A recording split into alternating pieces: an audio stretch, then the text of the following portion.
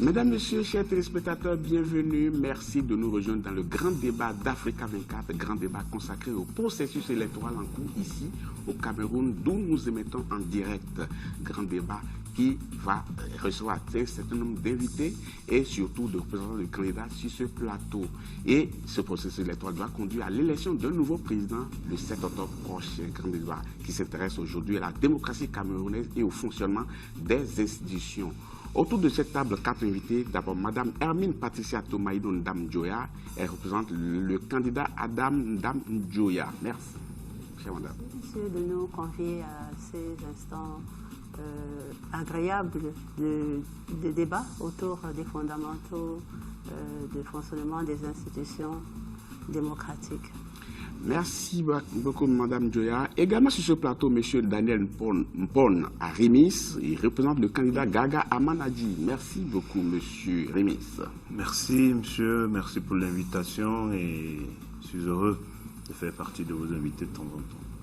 Le plaisir est partagé. Monsieur Emmanuel Ntonga est également avec nous. Il représente le candidat Joshua aussi. Merci d'avoir accepté notre invitation. Merci et bonsoir à tous les téléspectateurs. Également avec nous, Monsieur Pierre Mokoko Mbonjo. Il représente le candidat Paul Biya. Merci beaucoup. Merci, Monsieur Bouton, pour votre invitation. Également dans cette émission, vous, chers téléspectateurs, vous les internautes également, vous pouvez répondre à la question du jour. Les institutions camerounaises sont-elles au service de la démocratie? Les institutions camerounaises sont-elles au service de la démocratie? Les réactions des internautes et téléspectateurs sur nos différentes plateformes Facebook et Twitter et via les différents hashtags qui s'affichent au bas de votre écran. Vous pouvez également réagir via WhatsApp et SMS au numéro 00237 657 563 288 et par email à l'adresse présidentielle.cameroun2018@africa24tv.com. Et pour entrer dans le vif du débat, nous allons regarder un élément d'illustration. C'est un sujet de la rédaction d'Africa 24.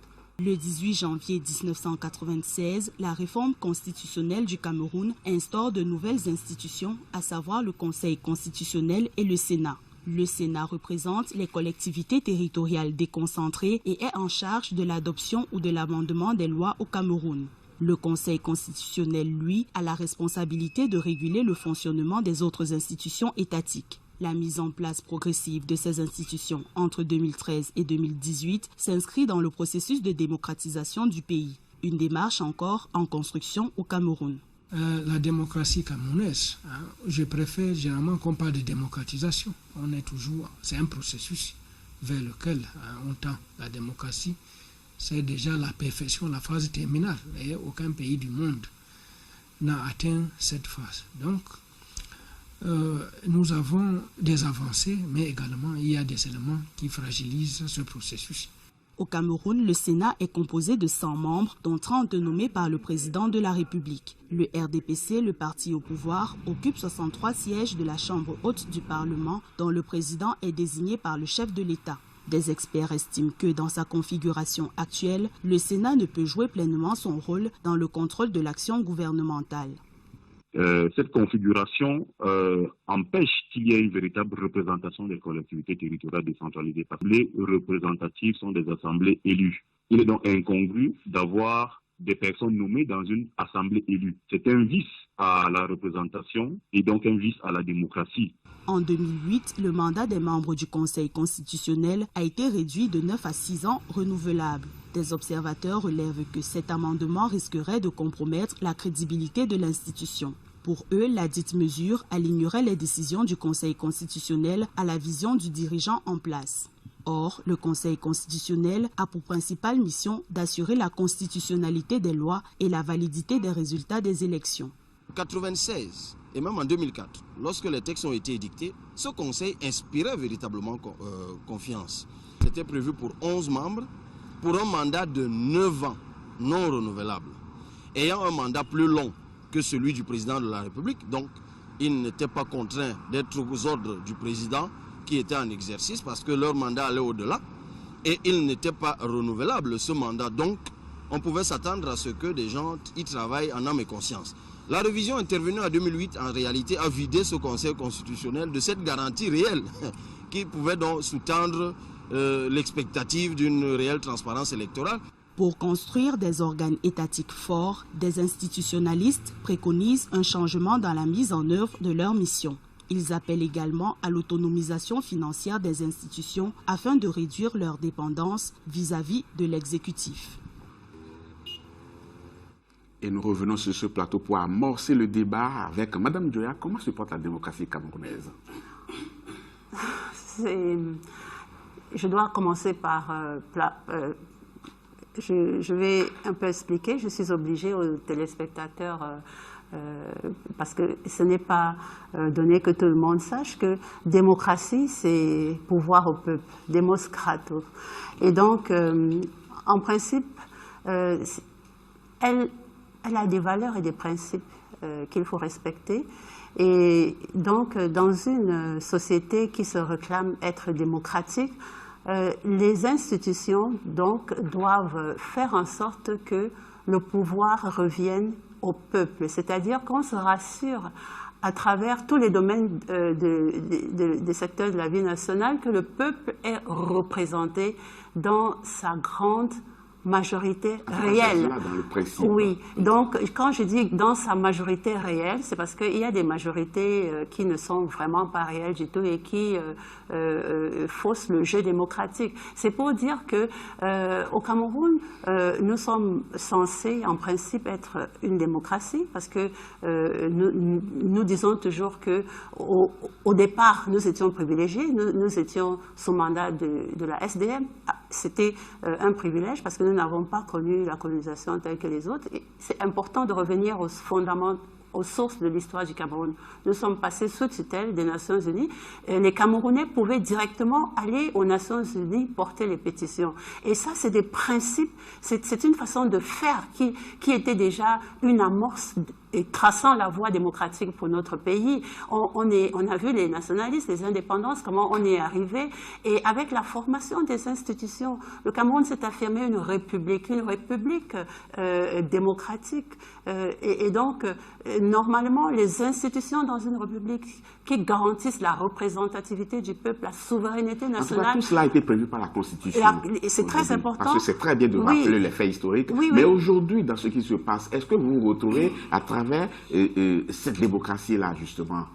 Malheureusement, nous ne pouvons pas dire que le Cameroun a avancé comme il avait commencé. C'est pour ça que j'ai dit l'histoire est importante. Nous nous sommes engagés dans la voie démocratique, mais à un moment donné, malheureusement, de notre histoire, il y a des acteurs qui sont venus freiner cette démocratie. En tout cas, parti nous unique, aurons le temps avec le parti unique, vous voyez par exemple le problème de la crise du Nord-Ouest et du Sud-Ouest, les pères fondateurs, c'est-à-dire des hommes et des femmes, s'étaient réunis pour, dans un désir de manifester leur volonté, de se réunir, de se retrouver à travers la réunification. L'État fédéral a été c'était une volonté. Malheureusement, il y a des acteurs, comme je vous ai dit, qui ne l'ont pas concrétisé et petit à petit... Donc vous voulez dire qu'il y a de très bonnes bases, à un moment donné, on a piétiné un peu. Oui, on peut le dire comme ça. Oui. Je vais demander à M. Rémis, votre point de vue par rapport à la démocratie, telle que vous la vivez aujourd'hui, c'est quoi? Nous vivons une démocratie à la camerounaise. C'est-à-dire c'est une démocratie où le pouvoir central est très fort, exagérément fort, et où la séparation des pouvoirs n'est pas du tout vivante, respectée, est un vœu qui est resté comme ça.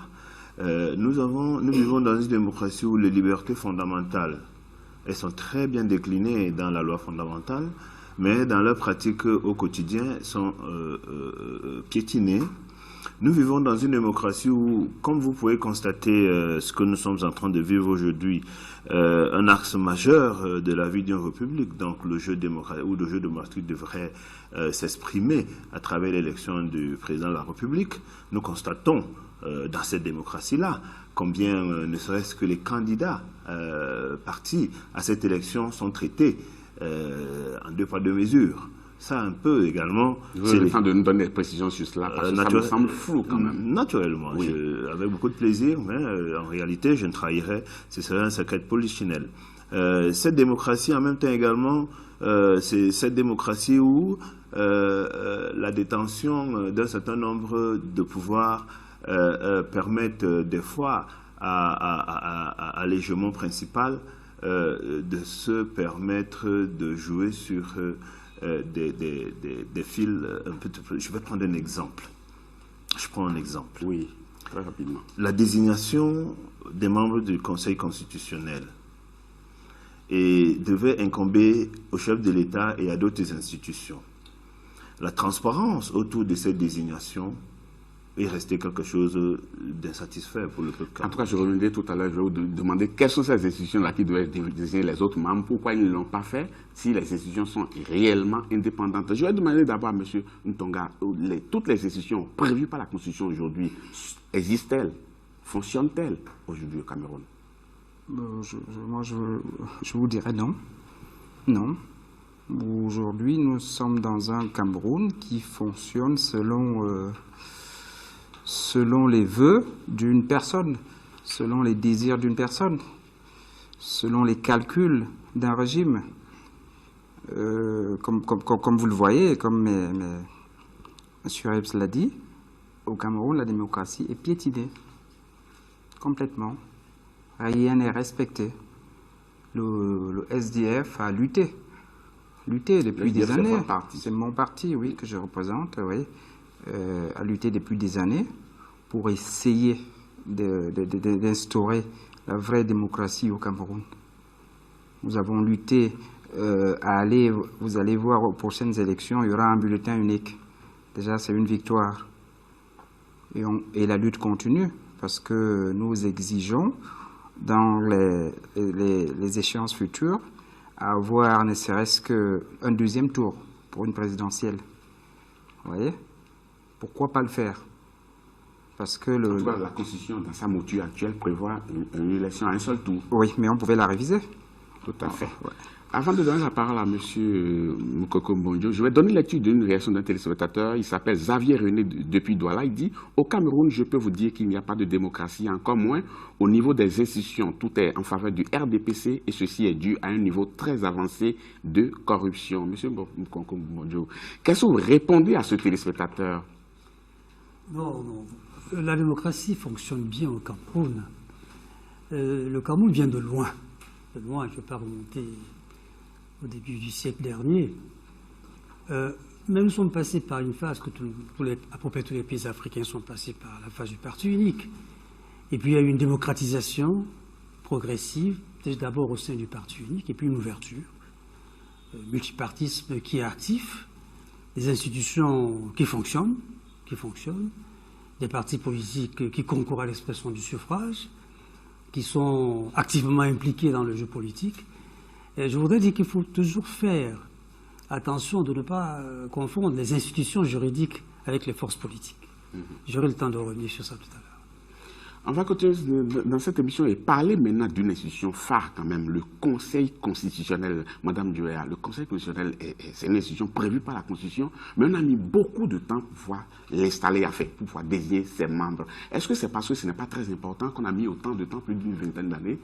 Sinon, comment est-ce que vous avez vécu ce temps d'attente-là? Vous savez, la mise sur pied des institutions du Cameroun a une histoire. Et puis le Conseil constitutionnel est apparu dans notre Constitution de 1996, qui est une Constitution qui, normalement, a hérité de ce que le parti au pouvoir a bien voulu laisser après la grande tripartite. Parce qu'il y a eu des assises au Cameroun. À un moment donné, les Camerounais et les Camerounaises étaient divisés. Il y avait des villes mortes partout. On était au bord de la guerre. Mais il a fallu ces assises qu'on appelle la tripartite. Et lors de la tripartite, la question de la Constitution est revenue. Et justement, il était question de pouvoir insérer dans la Constitution la décentralisation, qui est importante. On a inséré dans la Constitution la limitation du mandat présidentiel. On a inséré dans la Constitution le Conseil constitutionnel. Oui, parce que tout à l'heure, vous disiez qu'il y avait des institutions qui ne fonctionnent pas dans notre Constitution. Il n'y a pas que le Conseil constitutionnel qui n'a pas fonctionné longtemps. Il y a aujourd'hui, les collectivités territoriales décentralisées ne fonctionnent pas, alors que le Cameroun, dans son article 1, dit que le Cameroun est un État unitaire décentralisé. Maintenant, comment est-ce qu'on peut, au regard d'un organe aussi important, un organe qui est là pour arbitrer, pour juger de la constitutionnalité adopter des lois pour pouvoir jouer quand il y a un problème entre les institutions du Cameroun. Et par rapport aux élections, quand on parle de démocratie, il est question de la représentation, de garantir que le peuple souverain sera représenté. D'où l'importance des élections et le rôle que joue le Conseil constitutionnel par rapport. Bien sûr, en démocratie, puisque la Constitution, c'est la loi fondamentale. Mais selon vous, pourquoi est-ce que cela n'a pas été installé à temps? Cela n'a pas été installé à temps pour la simple raison que, comme Excellence l'a dit tout à l'heure, le parti unique qui a continué jusqu'ici et qui a été forcé pendant la tripartite. Jusqu'ici, je ne suis pas sûr. Nous sommes dans quand même un parti-État, parce que vous voyez même comment ça se passe la campagne électorale. C'est-à-dire, le président de la République, entre guillemets, qui est candidat, se déplace il mobilise tout le corps. Moi, mon parti qui était à Yaguayen n'a pas pu aller à Maroua parce que, eh bien, les routes étaient barrées. Donc, ça, ce sont des indices de parti unique qui continuent. Répondez de manière précise à une de mes questions. Allez-y, monsieur. Selon vous, pourquoi est-ce qu'on n'a pas vite installé... Il n'y avait pas de volonté politique parce qu'elle a été forcée. Ils ont été forcés et c'est pour ça que toutes les autres institutions de la décentralisation, la Cour de comptes, qui devait être à la place de la Chambre de comptes pour juger de la gestion des comptes, et c'est pour ça que vous voyez tous nos hauts fonctionnaires en prison, parce qu'il est question de corruption, ne fonctionnent pas. Et c'est la raison pour laquelle on est revenu en 2008 sur le mandat. Et notre président... de manière précise à ce que vous avez dit par rapport à cela. Là, je crois qu'il y a un problème de temps. D'abord, si vous permettez quelques correctifs très rapides. J'ai entendu quelqu'un dire tout à l'heure que le président du Sénat est nommé par le chef de l'État. C'est une aberration. Le président du Sénat est élu par le Sénat. J'ai entendu quelqu'un tout à l'heure dire qu'il y a une incongruité, un vice à la démocratie parce que le président de la République au Cameroun, de par la Constitution, nomme 30 des 100 sénateurs. Là aussi, c'est fait preuve d'ignorance de ce qui se passe. Je prends deux pays qui sont des pays à démocratie très avancée. Le Canada, le Sénat du Canada, c'est 100 membres. Ils sont tous nommés par le gouvernement. Et pourtant, ça fonctionne. La Chambre haute de la mère de la démocratie, qu'on appelle la Grande-Bretagne, nommée par la reine. Tous les lords britanniques sont nommés par la reine. Enfin, le roi hier, la reine aujourd'hui.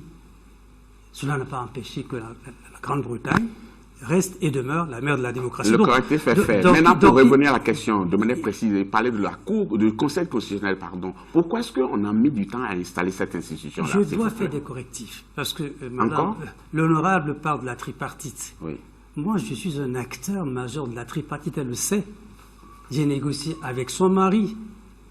Il est candidat. Mais bien sûr, il n'a jamais été question de forcer la main à qui que ce soit. La tripartite a été convoqué par le président Biya. Quand il a fait le tour des 10 provinces à l'époque, dirigeant aujourd'hui du Cameroun, quand il a écouté, il y avait effectivement une crise politique, ça c'est exact. Il a écouté le cri de ses compatriotes. Mais peut-être c'est de la crise que parle madame, quand elle parle de on a forcé la main. Il est important de le dire.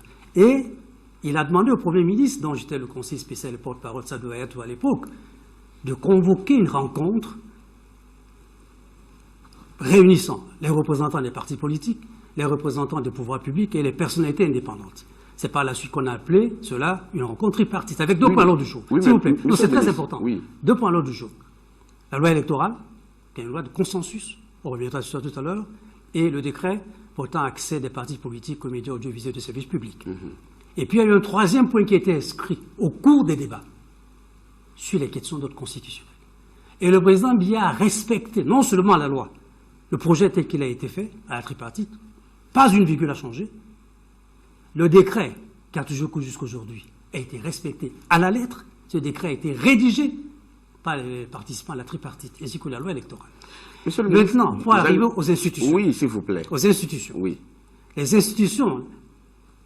On ne va pas parler de toutes les institutions, mais parlez-nous quand même du Conseil constitutionnel. N'oubliez surtout pas. Que l'opinion comprenne ce qui s'est passé. Mais l'opinion comprend cela quand même. Ce que l'opinion ne comprend pas, c'est pourquoi on a mis 22 ans pour désigner les membres du Conseil constitutionnel. Répondez à cette question. Je réponds très rapidement. S'il vous plaît. D'abord, la Constitution de 1996 prévoyait un bicaméralisme, c'est-à-dire la création d'un Sénat. Tout à fait.